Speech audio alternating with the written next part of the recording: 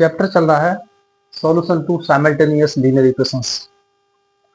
Unit solution वाला example हो गया। अब एक क्वेश्चन लेते हैं जिसमें इनफिनिटली मेनी सॉल्यूशंस होंगे।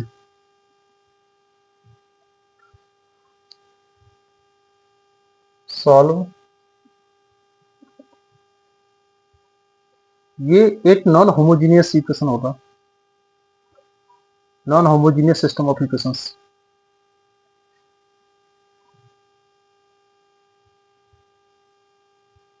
To x minus y plus 3z is equal to 5। एक इक्वेशन ये वाला है। दूसरा है 3x plus 2y minus z is equal to 7। और तीसरा इक्वेशन है 4x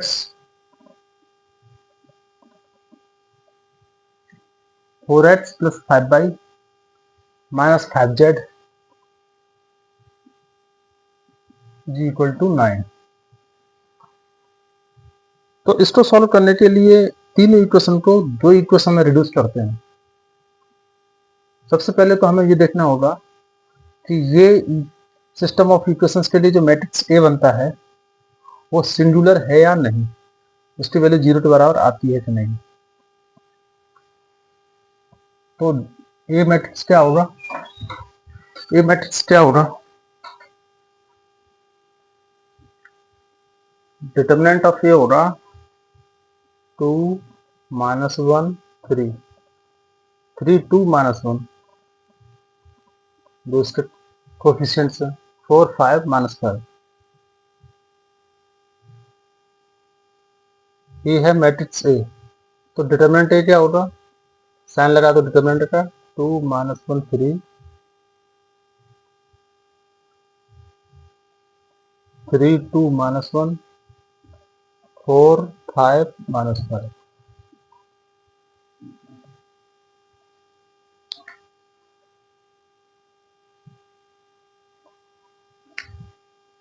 इसको ओपन करते हैं फर्स्ट कॉलम के along 2 minus 10 plus 5 minus 3 5 minus 15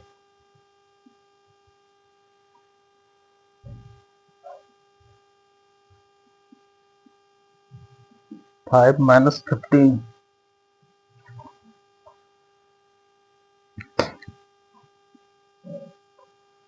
plus 4 1 minus 6।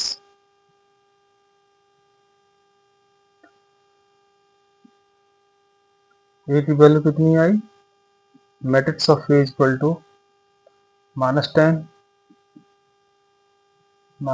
Plus 3 plus 30 minus 5 plus 4 minus 20 equal to 0 आ गया। इसका मतलब matrix A is singular.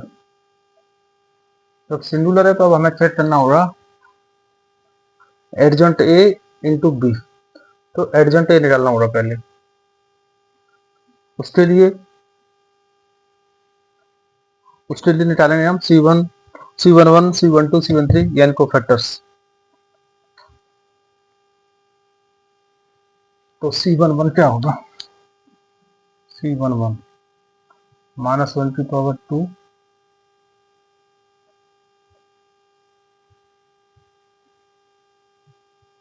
2 minus 5 minus 1 into 5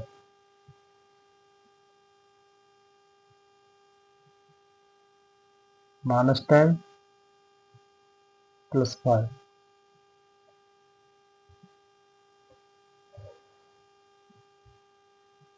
minus plus minus 1 to the power 3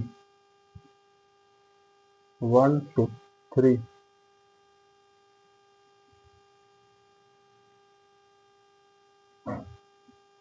minus 15 plus 4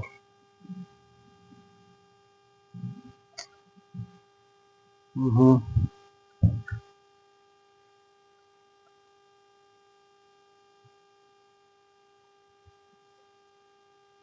equal to कितना आया, -5 C12 -1 to the power 3 -15 plus 4 -11 plus 11 C13 13 15 -8 7 C21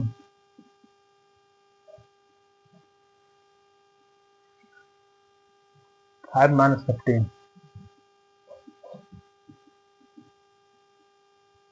plus 10 C22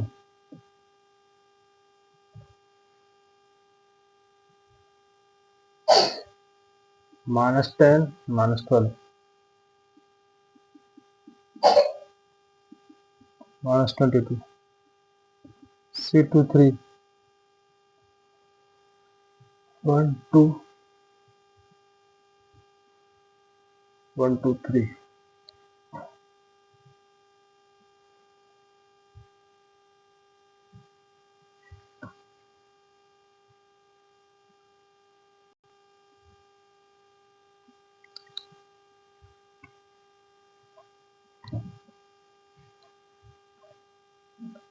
10 plus 4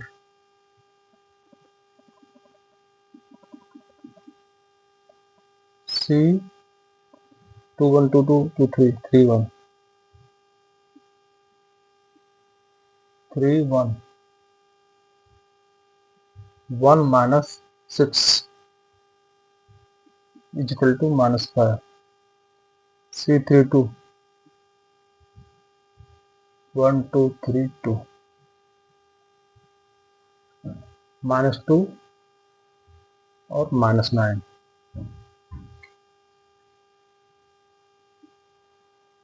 और last C33 -1 to the power 3 plus 3 6 4 plus 3 7।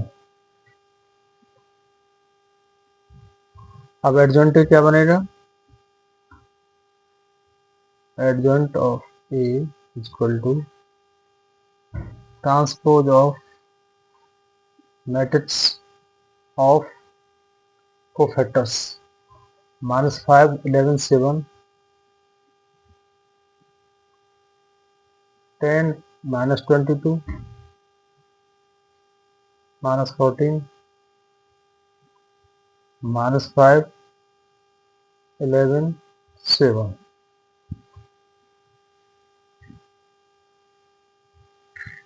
ये बन गया, मतलब इसका transpose और करना है। अभी ट्रांसपोज करने के बाद कितना आ जाएगा, रो को बना देंगे कॉलम और कॉलम को रो -5 11 7 10 -22 -14 -5 11 7। ये आ गया एडजॉइंट।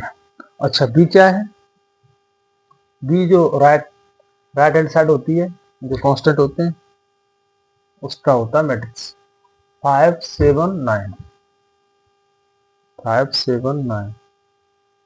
अब हमें निकालना है एडजॉइंट ए इंटू बी, यानी मल्टीप्लाई करना है इसका इससे। एडजॉइंट ए क्या है, -5 11 10 -5 11 -22 11 7 -14 7 इंटू बी 5 7 9।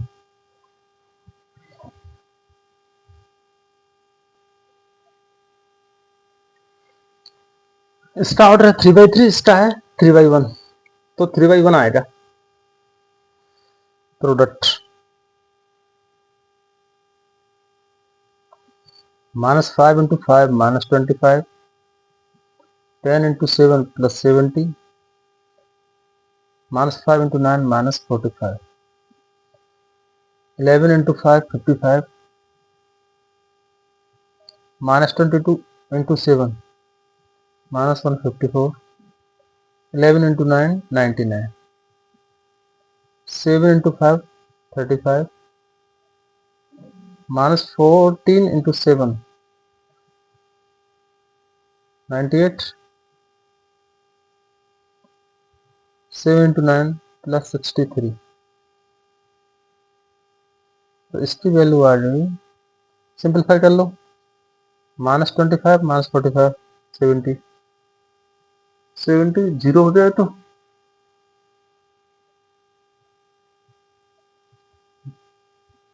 55 plus 99 154 minus 154 0,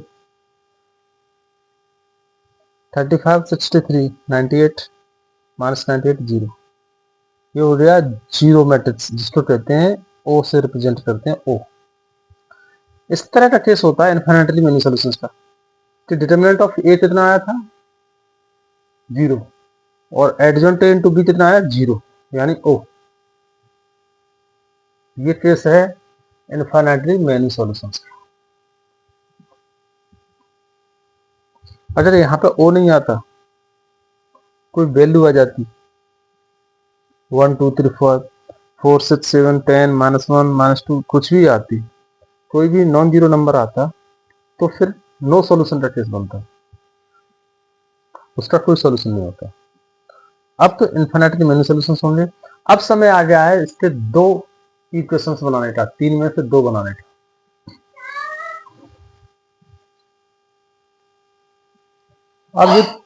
अब जो थ्री इक्वेशंस दिए हुए 1 2 3, इनमें से दो को यूज करेंगे हम। जब दो को यूज करेंगे तो हमें वेरिएबल भी दो ही चाहिए। इसमें वेरिएबल है 3 1 2 3 x y z। तो फिर ऐसा करते हैं, यहाँ पे ऐसा करते हैं, दो वेरिएबल में बनाते हैं। तो put z is equal to k any constant in first two given equations. First two में रखते हैं हम z की वैल्यू k, किसी दो में रख सकते हैं हम। फर्स्ट टू लेते हैं हम, तो क्या होगा 2x minus y equal to 5 minus 3z या 5 माइनस 3k, z बराबर k ले लिया। अब k यहाँ पर कांस्टेंट का काम करेगा, इधर को 3x plus 2y equal to 7 plus k। अब इसको भी इसी मेथड से सॉल्व करेंगे।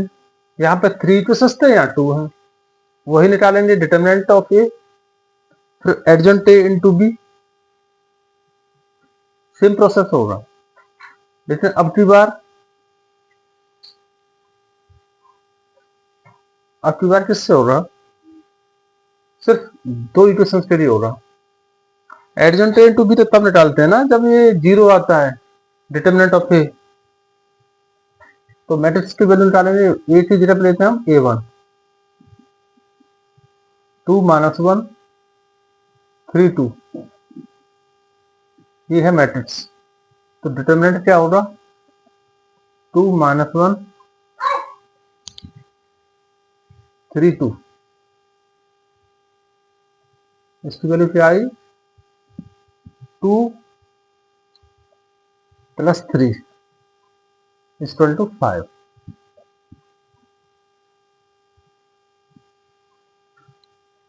जो कि नॉन जीरो है, नॉन जीरो के लिए आसान है। एडजॉइंट निकाल लेंगे आप, adjoint a1, adjoint a1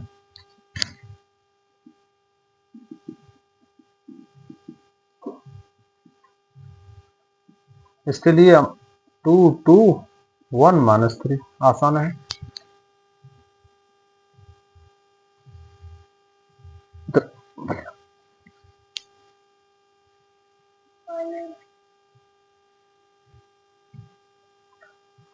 adjoint a1, अब ये नॉन जीरो है तो सीधे सीधे इनवर्स ऑफ a1 निकल आएगा, वो होता है adjoint a1 upon determinant of a1। 2 1 minus 3 2 upon 5 is equal to 2/5 1/5 minus 3/5 और 2/5।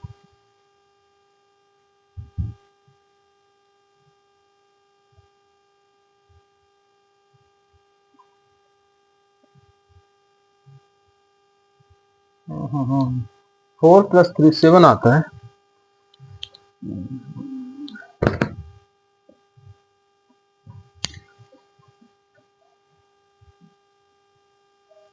सेवन से डिवाइड होगा।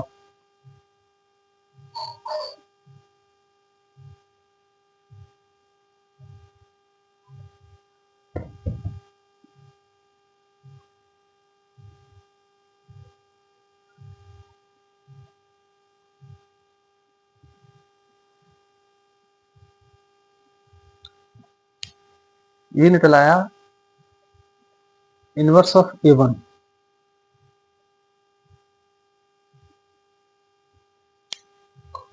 अब x बराबर क्या होता है, A इनवर्स इंटू बी। यहाँ A1 और B1 लेते हैं।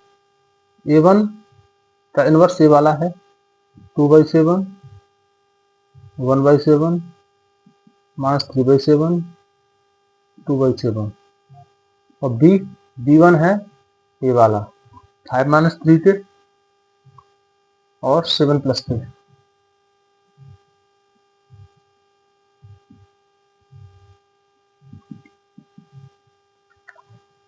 2/2 2/1 तो 2/1 आएगा। 2/7 इंटू 5 10/7 2/7 इंटू 3 माइनस 60/7 10 माइनस 60 आएगा।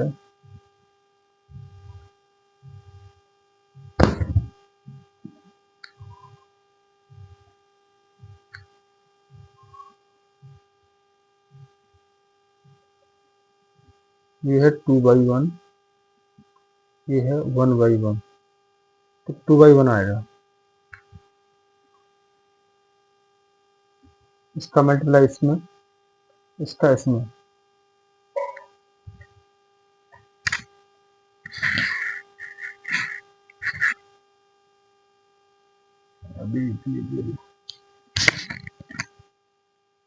इसका इसमें प्लस 7 प्लस 3 अपॉन 7। अब इसका इसमें minus 3 plus 5 minus 15 minus 3 plus 3 के प्लस 9 के प्लस 14 प्लस 2 के अपॉन 7।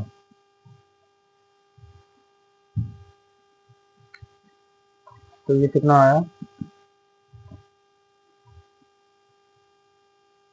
ये आता है 10 प्लस 7 17 माइनस 6 प्लस 3 माइनस 5 के अपॉन 7 और दूसरा आता है minus 15 plus 14 minus 1 9 plus 2 plus 11 के अपॉन 7। ये आता है matrix.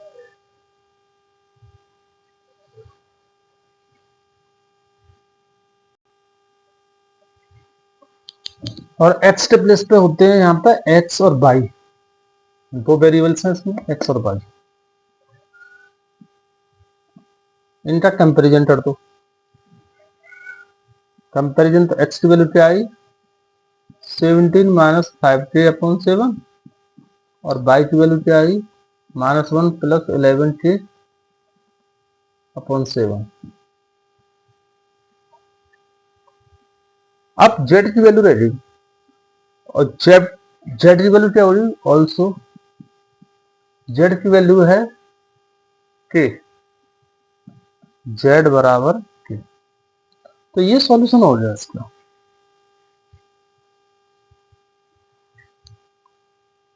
Hence solution is x equal to 17 minus 5k upon 7, y equal to 11k minus 1 upon 7 और z इक्वल टू k। यहाँ पर k क्या है, वेयर k एक real number, k belongs to r।